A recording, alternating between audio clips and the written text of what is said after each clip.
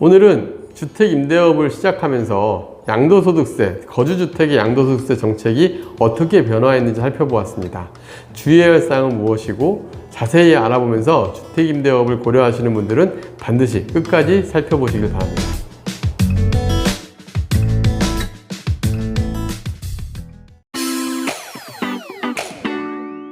안녕하세요. 월세고수TV의 최영수입니다. 네, 오늘은 어떤 내용으로 해주실 건가요? 예, 오늘은 그동안 제가 참 건드리기 싫은 주제 중에 하나였는데 그래도 한 번쯤은 짚고 넘어가야 할 내용인 것 같아서 오늘은 준비했습니다. 오늘 준비한 내용은 주택임대사업자의 양도소득세 문제입니다. 일단 주택임대사업자 등록을 하시는 분들이 대부분의 이유가 본인 거주주택에 대해서 양도차익이 클 경우에 이 주택수 문제가 우려가 되지만 그래도 임대사업 중에서 가장 안정적인 게 주택임대업이거든요. 그러다 보니까 주택임대업을 하고는 싶은데 내 주택수 문제가 걸리다 보니까 양도소득세 문제가 걸리다 보니까 아무래도 주택임대사업자 제도를 활용을 하면 주택세 배제해주는 그런 효과가 있다 보니까 많은 분들이 주택임대사업자를 등록을 하기도 했고요. 또 심지어 2017년 12월에는 주택임대사업 다양한 세제 혜택을 줬죠. 지금도 적용이 되고 있습니다. 지금도 조정대상 지역이 아닌 경우에 한해서 적용되는 게 취득세 60제곱미터 이하 신규 분양 물건에 대해서는 취득세 면제가 되고 있고요. 그 다음에 뭐 재산세, 소득세 감면 비율, 비용 감면율 이런 것도 있고 다양한 게 있지만 오늘은 양도세 측면을 좀 고려를 하면 일단은 보통 이제 준공공 임대주택 등 양도소득세 100% 감면되는 주택 일단은 그 세금 혜택이 있고요. 그 다음에 가장 큰 게 임대사업자의 거주주택 양도시 1세대 1주택 비과세 특례를 적용한다. 이게 가장 큽니다. 왜냐하면 내 집을 사고 팔 때에 양도세 문제에 걸리지가 않다 보니까 문제인데 오늘 건드릴 내용은 바로 요 임대사업자의 거주주택 양도시 1세대 1주택 비과세 특례에 대해서 오늘 하나씩 설명드리려고 합니다. 그러면 요 내용을 봤을 때 우리가 이제 그동안 대책별로 이게 임대사업자한테 미친 영향들이 있어요. 정부에서 2017년도 12월에 임대사업자에 대해서 세제 혜택을 강화해주는 방면으로 해가지고 정책을 냈다가 바로 그해 9월부터 아파트 가격 상승으로 인해서 부동산 대책이 다양하게 나오면서 임대사업자들한테 영향을 받았습니다. 그러면 이 영향을 어떻게 받았는지 여러분들이 알고 계셔야 내가 어떻게 풀어야 될지를 여러분들이 이해를 하실 것 같아서 오늘은 대책별로 주택별에 어떻게 영향을 미쳤는지를 보여드리고 실제 사례에서 이 영향이 어떻게 갔는지까지 여러분들이 한번 이해를 해보는 시간을 가져보겠습니다.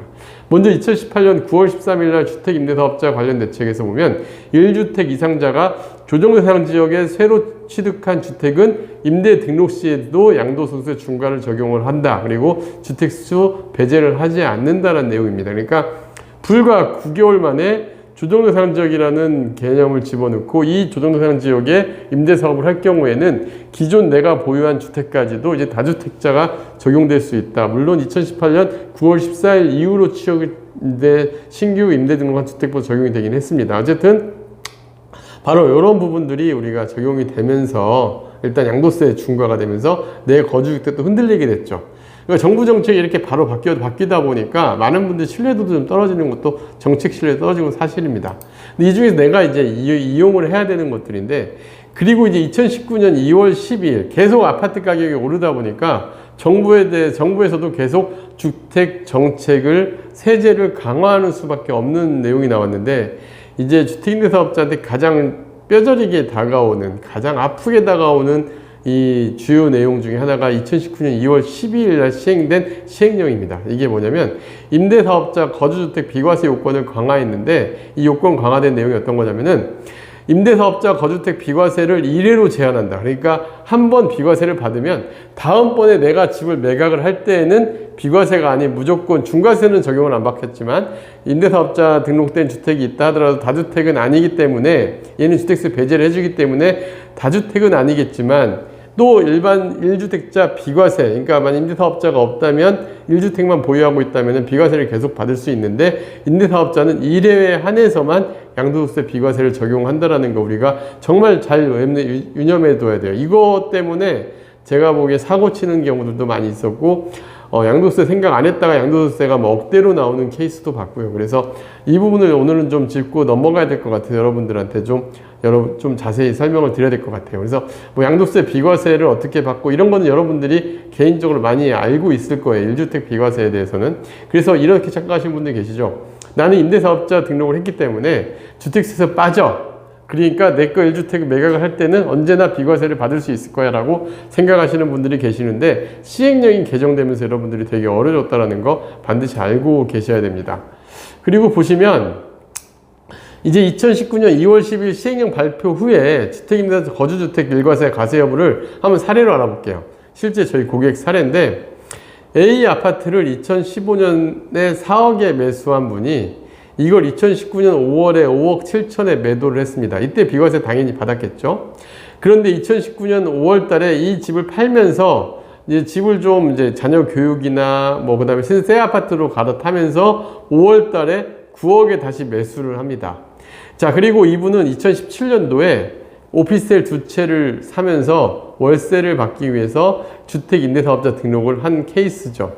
일단은 주택임대사업자 등록을 했기 때문에 A 아파트 매각을 할 때 양도세는 비과세를 받을 수가 있었는데, 문제는 B 아파트를 9억에 매수를 한 거를 2023년도에 12억에 매도를 하려고 생각을 하고 있었어요. 그러면은 양도 차익이 3억이죠. 이분이 저한테 물어본 게 이 3억에 대해서 비과세를 받을 수 있느냐, 있는 걸로 알고 저한테 문의를 했는데, 제가 보니까 양도세를 비과세를 받을 수가 없는 거예요. 그 이유는 아까 얘기한 대로 2019년 2월 12일 시행령 개정 주요 내용에 보면 2019년 2월 10일 이후 취득한 주택부터는 비과세를 2배만 받는데, 이분은 이미 2019년 5월 달에 비과세를 한번 적용을 받았잖아요. 그렇기 때문에 이 비과세 한도가 다 차서 이분 같은 경우는 3억의 차익이지만 실제 양도소득세는 한 9,500만 원 정도 양도소득세를 내야 되는 케이스입니다. 그래서 우리가 여러분들이 이제 주택임대사업자 등록을 하기 전에 내가 양도세 비과세를 받을 수 있느냐 없느냐를 사전에 계획이 반드시 들어가야 되고요. 점검을 하셔야 돼요. 그래서 주택임대사업자는 제가 판단하기엔 1주택 비과세 과세 받을 수 있는지를 면밀하게 따져야 됩니다. 이건 사람의 상황마다 다양하게 케이스가 너무 다양해요. 어떤 분은 비과세를 받을 수 있는 케이스도 있고 받을 수 없는 케이스도 있고, 그래서 사실 지금 이미 주택임대사업자 내고 계신 분이라 한다면은, 이 상황에 해당이 되시는 분들이라고 한다면 한 번쯤은 세무사님과 상담을 먼저 해보세요. 저희가 세무상담은 해드릴 수가 없어요. 왜냐면은 기본적인 다양한 상황에 의해서 세무상담은 세무사님들 상담 맞는 게 맞거든요. 그래서 저희 불법적인 이슈도 있고 하기 때문에 이런 상황에 해당이 되시는 분들, 집을 매각하시려고 하시는 분들이라면, 꼭 주택임대사업자라면 사전에 세무상담을 받고서 매각을 하시는 게 굉장히 중요합니다. 네, 그렇다면 마지막으로 주택임대사업자 양도소득세 관련 체크포인트는 무엇일까요? 네, 일단 제가 그래서 주택임대사업자 양도소득세는 여러분들이 사업자 등록 전에 설계를 하시는 게 되게 중요합니다. 일단 주택임대사업자 등록 시에 가장 우선해야 될 사항은 내 집의 상황하고 양도소득세 문제를 예견을 할 수 있으셔야 돼요. 특히 정책에 따라서 바뀌는 양도소득세 문제는 이 상황에 따라 너무 다양하게 다릅니다. 그래서 반드시 상황 파악이 중요하고 정책의 변화 내용을 먼저 고민해 볼 필요가 있습니다.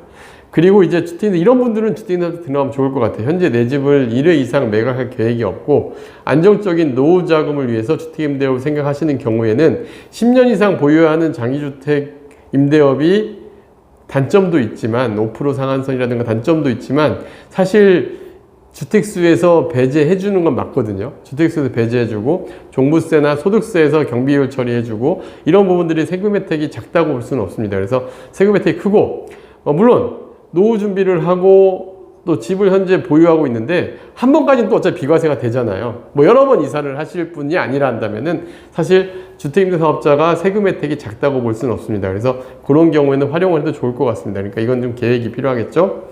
그리고 이런 경우에는 좀 주택임대사업자 등록 안 하는 게 낫겠죠. 향후 거주지가 좀 다양하게 이전해야 될, 특히 자녀의 교육 이슈 때문에 그 다음에 아직 내가 젊기 때문에 뭔가 이전을 계속 해야 될 상황이라 한다면은 개인적으로는 임대사업은 상업용으로 투자하는 게 더 낫지 않나 생각이 듭니다.